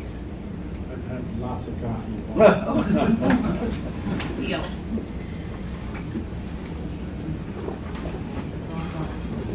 And what that means in terms of those unfunded things that you're talking about, staff members, and as well as unfunded mandates. So I'm foregoing the 28%, and forgetting set to a point. I guess what I'm saying is that in the long run, if for some, can't imagine this, for some reason we don't need all that money, we can all just say, don't tell the taxpayers to keep it, right? I mean, we have that ability if that case were ever to come true. I don't have a lot of faith yet in the legislature coming through with that kind of funding. Regardless of what Ms. McClintock told us earlier? Regardless of what she said. Hope. Hope. Hope is fine, reality is what I'm looking at. But I think that we have to go for an amount that allows us to at least continue at the same standard we have at this point. At a minimum. And if this standard can be raised, yippee. But we are on a good path. You saw the kids tonight. That's good stuff that we see, that we hear. We have to maintain that same standard for our kids. That's what this is about, is for all of us, I think. So you feel like 3 would, in scenario 5 at the 3% with inflation would keep us at that standard money? I do, yes. I'm better have finance than I do, that's for sure. Yeah, absolutely. Mark, can we ask your opinion? Since you kind of. Will you give us your opinion? Yeah. You can ask them. Or maybe not an opinion, but a thought. So, I did talk with Monty and with Ken and with Mary Beth on Thursday about all the first 4 scenarios, plus Monty's suggestion of scenario 5. And I do agree with what you're saying, that we want to try to remain at the 366 as the starting point. Monty's scenario is based on his conversation with a number of people who believe that a 3% inflation rate is a doable and a sensible way to look at our collection. I get a little nervous when it goes above 366, and I understand what Molly's doing. It does generate a good portion of money for us. If you look at the actual money that it generates, it actually is, by year 4, it's pretty good. So it was an interesting way to look at the scenario when he suggested the 5. My other thought is that I think that our economy runs in cycles, and it's been said it's 6 or 8 year cycles is kind of a good place to go, and I think we're at year 6, and so we're 5, we're right in that area, and we've had fairly good growth over the last few years as the housing market has taken off, and we've built houses that are inordinately much higher in price than what you see if you go to Cowlitz County as an example. And how long that will last, no one knows. But I do have some trepidation about making an assumption of a high percentage rate of growth over the next few years. I'm just questioning whether we will. I'm a little bit like Jim. I think we might be plateauing a little bit in the next year or so. And if we have counted on a 5 or an 8% growth over the next 3 or 4 years, it won't surprise me if that doesn't come to pass. So I guess I'm a little bit more on the conservative side.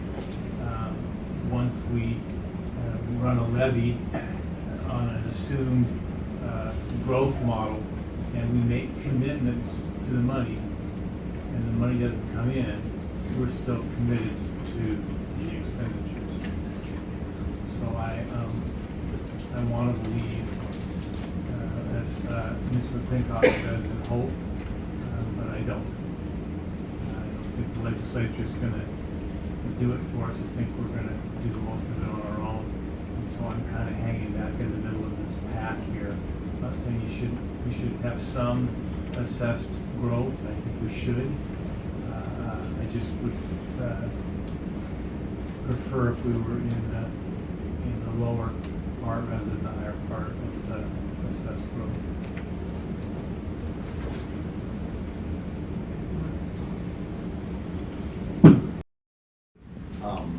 So Terry Tate, I'm a teacher at Lauren Middle School.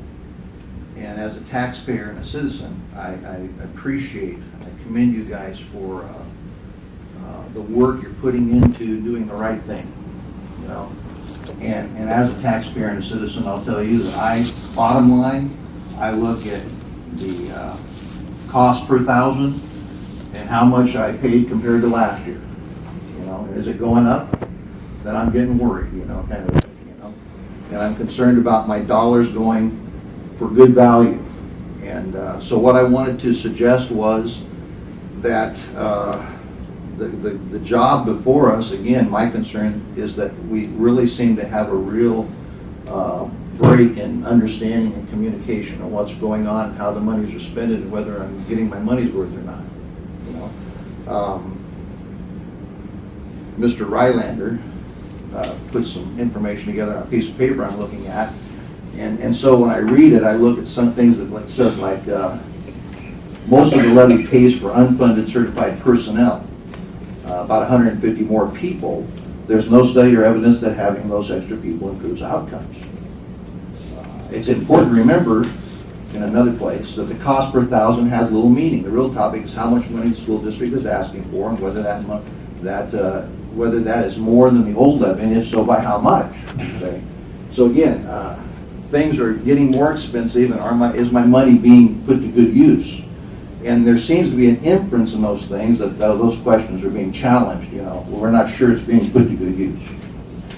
So it would infer to me that people are asking for more information and don't understand